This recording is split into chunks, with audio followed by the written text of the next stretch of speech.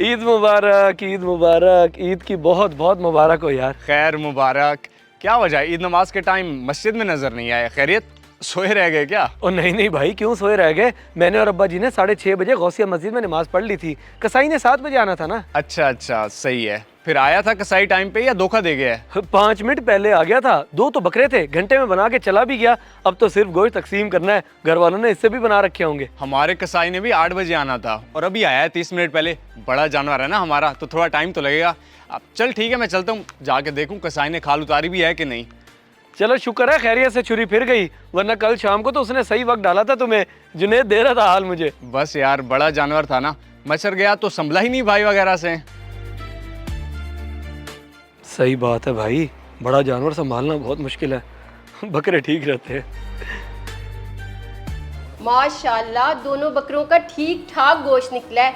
बकरे भी सेहतमंद थे, चर्बी भी खूब निकली है। तो फिर कहीं सारी चर्बी अपने गोश्त में तो नहीं डाल दी?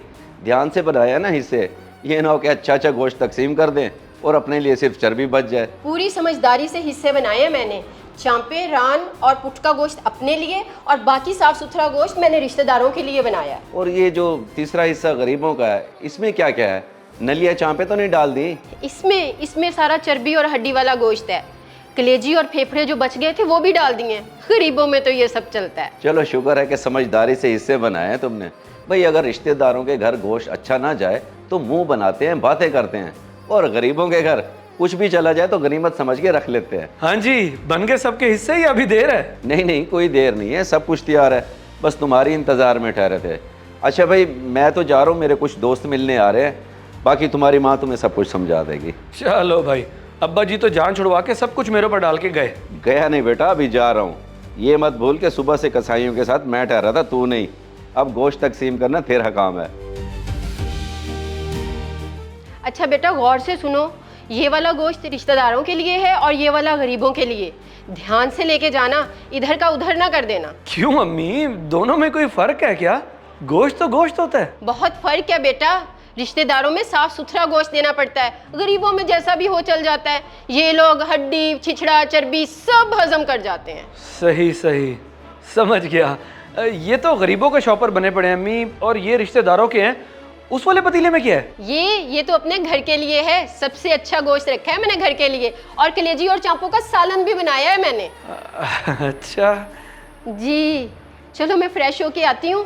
तुम जल्दी से गोश्त तकसीम करके आ जाओ, तब तक तुम्हारे अब्बा भी आ जाएंगे। फिर सब मिलके खाना खाते हैं।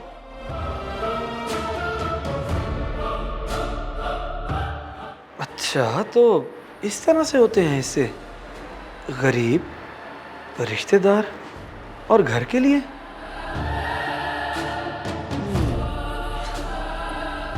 अस्सलाम वालेकुम ताया जान, ईद मुबारक, ईद मुबारक। ये आपका गोश्त। वालेकुम अस्सलाम। कामरान बेटा, तुम्हें भी ईद मुबारक। आओ अंदर आओ ना। नहीं नहीं ताया जान, बाद में आऊँगा। अभी बहुत सारा गोश्त तकसीम करना है, वक्त कम है मेरे पास और काम बहुत ज़्यादा है। ये स्पेशल गोश्त अब्बा जी ने आपके लिए भिजवाया है। अच्छा अच्छा, अपने अब्बा को मेरा सलाम कहना और ईद मुबारक भी दे देना।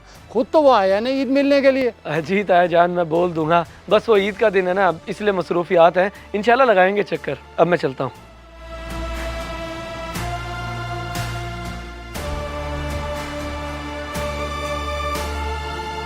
ये ले साहिल गोश्त, जाके दे दे खाला को, अम्मी ने भिजवाया है। अम्मी तो हमसायों के घर गई हुई हैं। वो साथ वाली आंटी है ना, उन्होंने दावत की हुई है आसपास की औरतों की। थोड़ी देर में आएंगी। अच्छा अच्छा, चलो ठीक है। जब आए तो बता दियो कि कमरान आया था गोश्त देने। कमरान भाई, ईद का दिन है, कुछ खाए पिए बगैर जा रहे हैं, मुझे अजीब लग रहा है। और यार तुझे पता तो है कि कितने काम होते हैं ईद पे। इंशाल्लाह लगाएंगे चक्कर।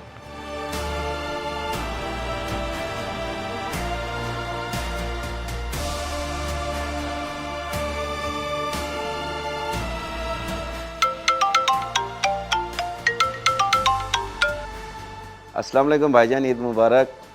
सुनाएं, गोश्त मिल गया आपको?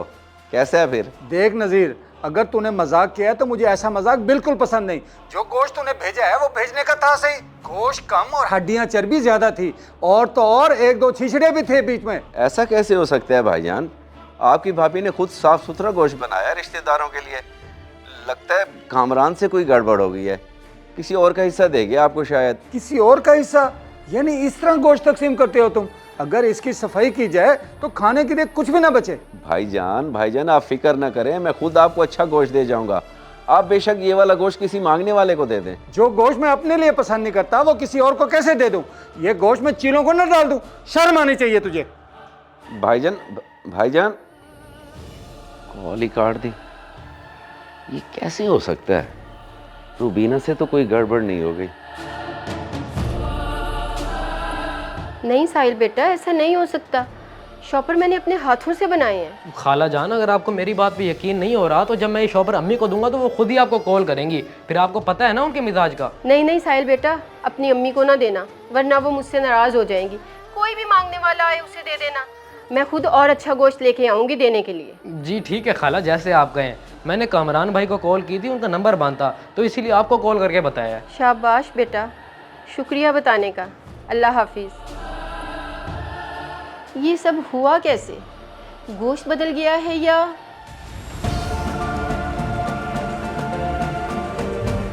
ये क्या? ऐसा गोश्त तो नहीं रखा था मैंने घर के लिए।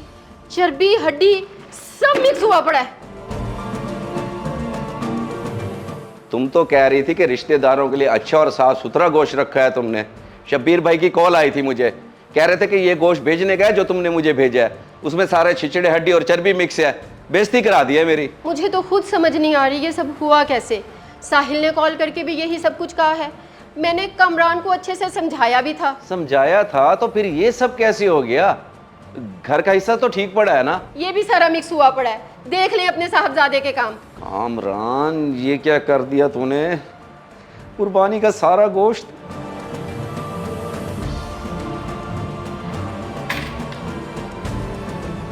क्या हो गया? सब खैर तो है?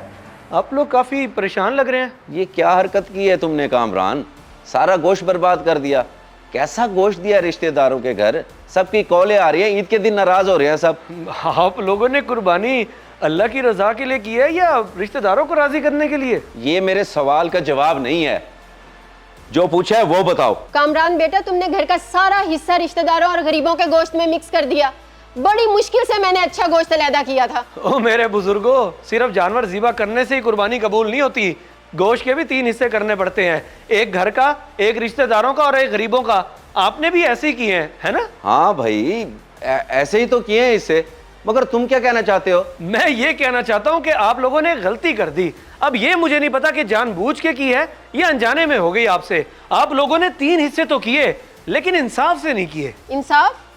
हमने कौन सी नाइंसाफी कर दी बेटा? नाइंसाफी ये की कि आपने अपने घर के लिए सबसे अच्छा गोश्त रखा और बाद में रिश्तेदारों के लिए भी बेहतरीन गोश्त अलहदा किया, और आखिर में जो हड्डियां चर्बी चिचड़े बच गए उसके गरीबों के लिए शॉपर बना के रख दिए। अगर ऐसे ही करना था तो कुर्बानी करने की क्या जरूरत थी? एक प्यारा सा बकरा काटते और फ्रिज भर लेते। बस अपनी गलती को छुपाने के लिए कुछ भी बोले जा रहे हो। सब ऐसे ही हिस्से तकसीम करते हैं, हमने कुछ अलग से तो नहीं किया। इसी बात का तो दुख है मुझे। जो गलती सब करते हैं आप लोगों ने भी वही की। आप लोग तो कुछ अलग करते, सारे गोश्त को मिक्स करते और बराबरी के साथ ही सब में तकसीम करते, फिर ही कुर्बानी का मकसद पूरा होता। बाकी किसकी कुर्बानी कबूल होगी और किसकी नहीं, ये तो अल्लाह पाक ही बेहतर जानते हैं। अगर कहते हैं तो अभी भी एक बकरा ले आता हूँ, काट के भर ले फ्रिज। रुको कामरान, तुमने अपनी बात तो कर ली, अब हमारी भी सुनो। तुम बिल्कुल सही कह रहे हो, गलती हमारी है।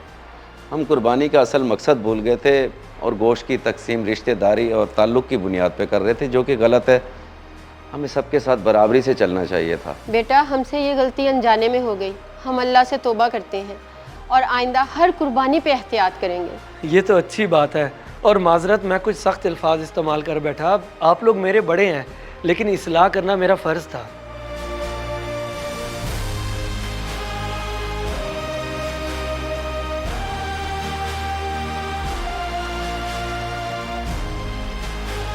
तो देखा आपने, तकरीबन हर ईद पर हम ऐसी गलती करते हैं।